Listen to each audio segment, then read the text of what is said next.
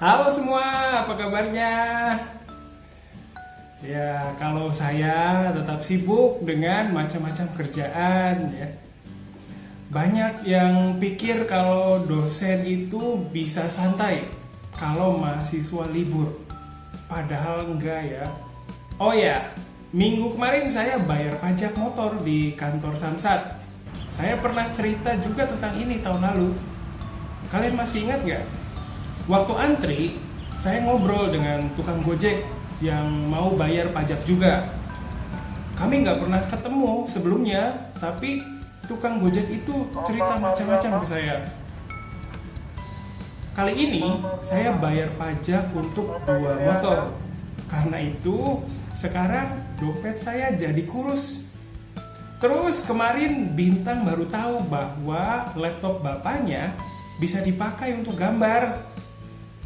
Kemarin dia coba-coba gambar dengan laptop saya. Karena itu akhir-akhir ini dia sering merengek ke saya, minta pinjam laptop. Dia seneng banget gambar di situ. Kemarin saya ajari dia cara gambar di atas foto, dan kebetulan foto yang dipakai adalah foto saya. Dia kelihatan serius banget coret-coret muka saya. Waktu lihat hasilnya saya kaget campur senang. Hasil coret-coretnya lucu banget. Terus gerakan tangan waktu dia gambar juga bagus. Mungkin karena dia sudah terbiasa dengan layar sentuh ya. Terus ada berita gembira untuk saya. Berita itu adalah ada bengkel sepeda baru di sekitar rumah. Selama ini saya selalu perbaiki sepeda sendiri. Saya ke bengkel sepeda cuma kalau cari spare part saja. Terus bengkel sepeda yang ada sepertinya nggak meyakinkan. Nah, kemarin saya lihat ada bengkel sepeda baru. Waktu saya ke sana, saya ketemu dengan pemiliknya. Katanya dia baru buka bengkelnya 2 minggu yang lalu. Terus kalau mau servis juga harus tunggu lama karena teknisinya cuma 1 orang. Di Indonesia sepeda sedang tren, tapi bengkel sepeda masih sedikit ya. Apa saya buka bengkel sepeda saja ya?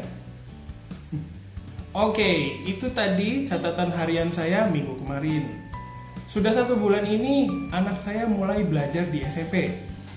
Belajarnya tentu saja secara online karena di daerah Jakarta kegiatan belajar di sekolah masih dilarang. Sampai pertengahan bulan lalu saya juga ngajar secara online.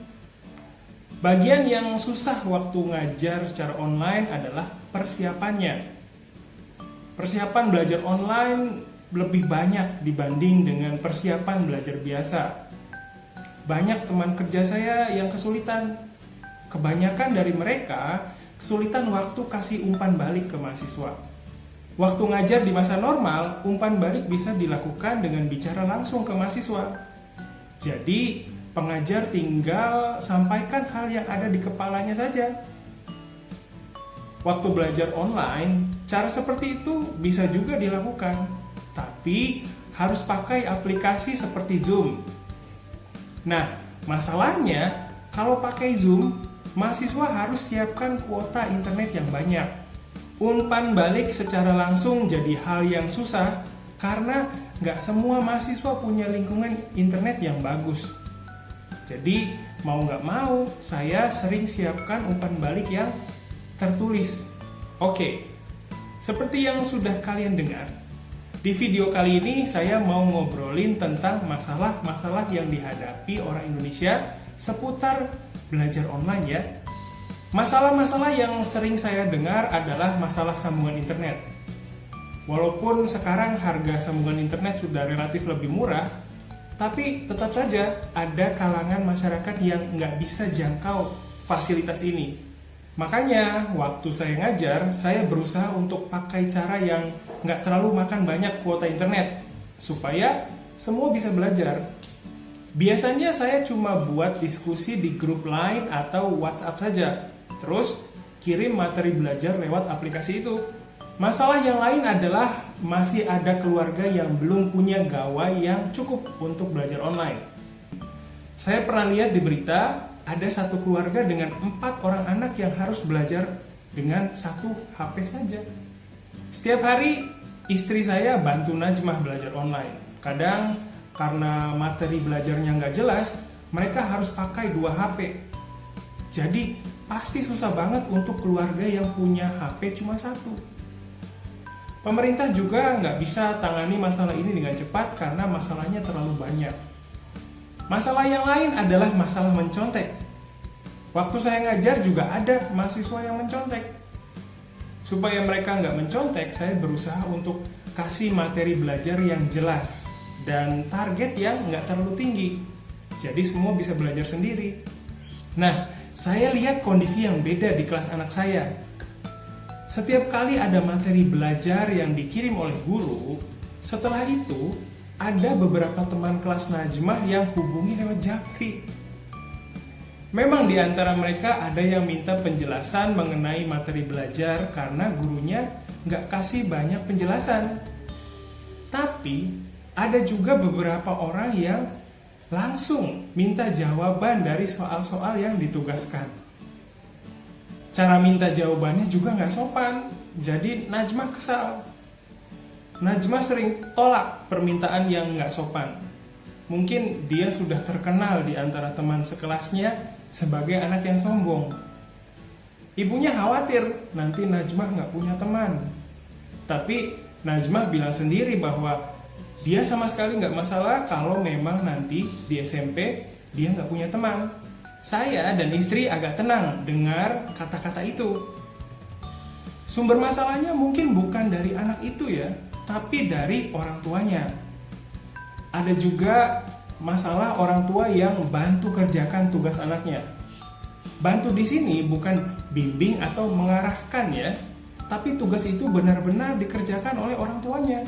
Kalaupun nggak begitu, orang tuanya banyak ikut campur dalam pengerjaan tugas.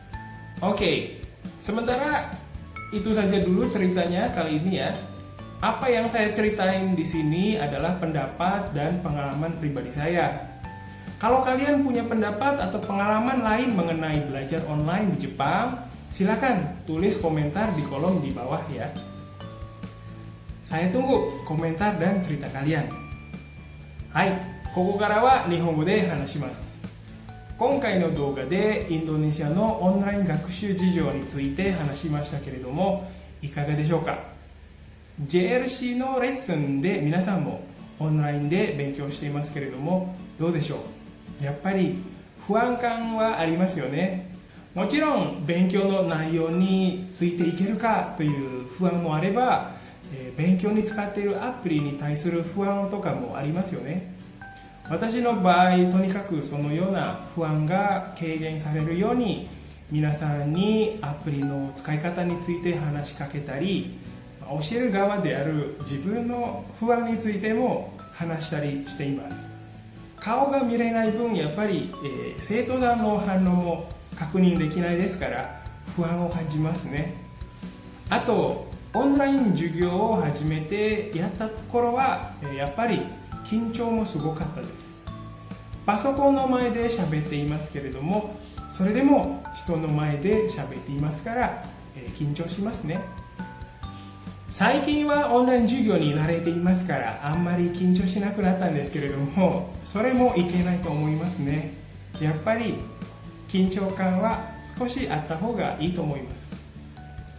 さて、今回も日記に出ている単語について話したいと思いますけれども、その単語は頑張る。 Sudah biaya kelasnya mahal, harus beli buku pelajaran yang ditentukan sekolah, dan juga harus repot-repot pergi ke sekolahnya. Padahal sudah berusaha, tapi tetap tidak bisa berbicara bahasa Indonesia.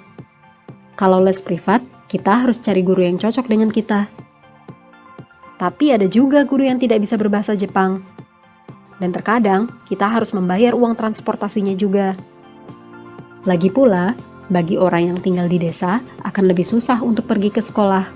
Banyak yang berpikir, asalkan kita sekolah atau les privat, kita akan langsung jadi bisa berbicara. Tapi itu salah. Apa boleh buat ya?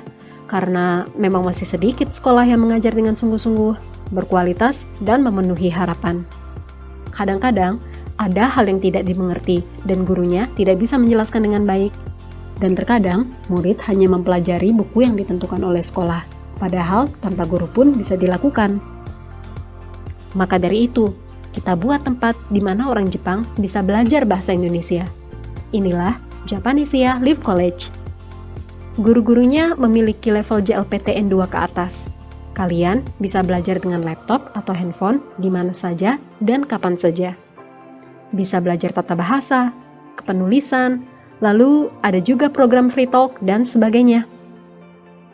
Pelajarannya diunggah ke website, jadi siapapun bisa menontonnya di waktu yang diinginkan.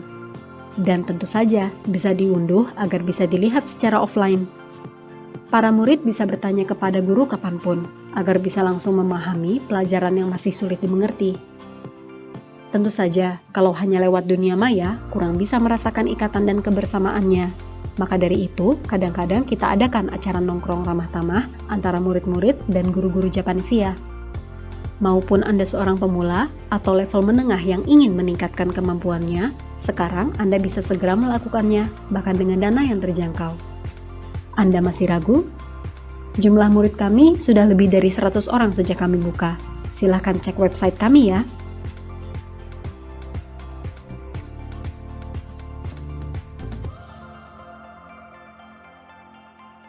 で、今回も日記に出ている単語について話したいと思いますけれども、その単語は頑張るです。